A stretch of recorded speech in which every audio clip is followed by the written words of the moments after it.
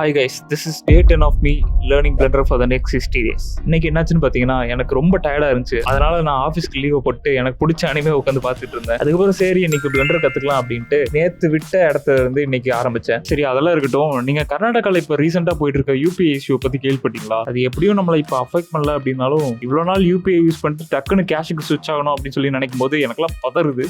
இருக்கட்டும்.